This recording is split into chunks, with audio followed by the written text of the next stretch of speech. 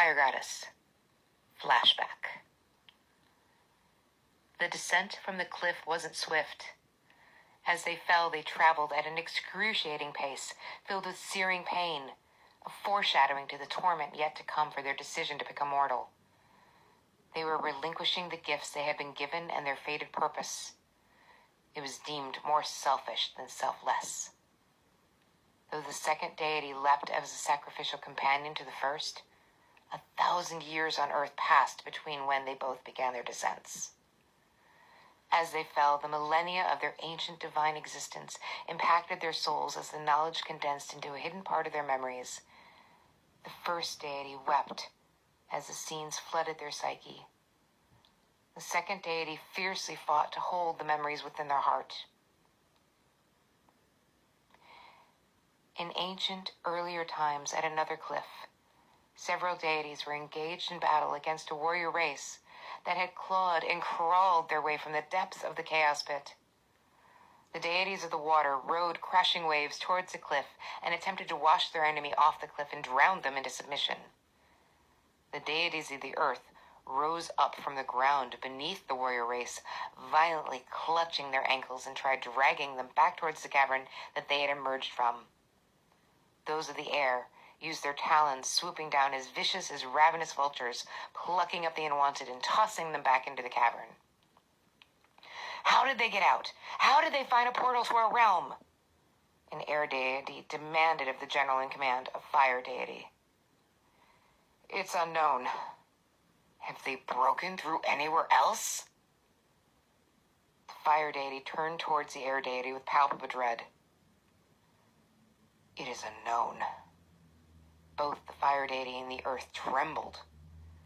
This is madness! Who was on guard for this region? An earth deity accusatory shouted at them both. The general glared at them back. The guards are still missing, and the cavern appears open from our realm as well as from theirs.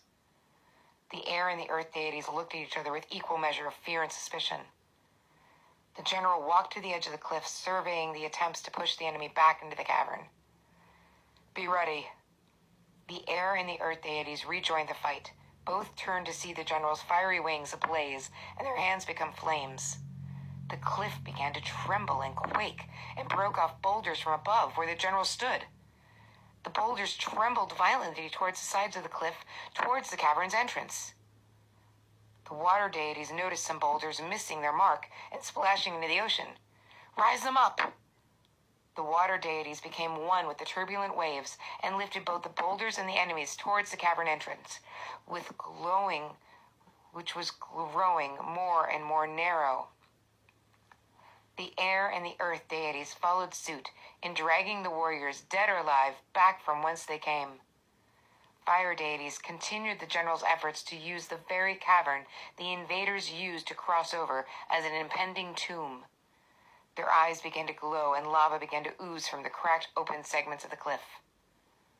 More and more, the invaders were fought back and dragged towards the cavern as the lava began to melt the rock into a less penetrable wall. As the numbers of enemies dwindled, the general focused deep concentration and the entire cliff shook. No one saw who unfooted the general.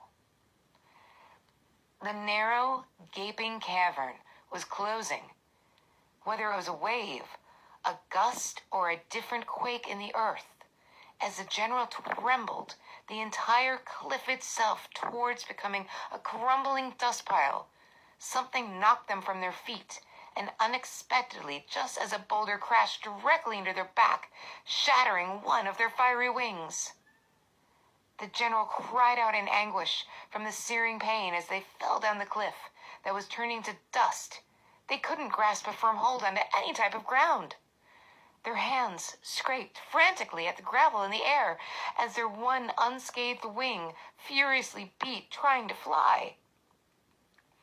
A hand firmly grasped their wrist from above, and the general looked up to see the air deity holding them midair, sweat dripping from their brow, panic in their eyes, as well as love. I've got you. You're safe.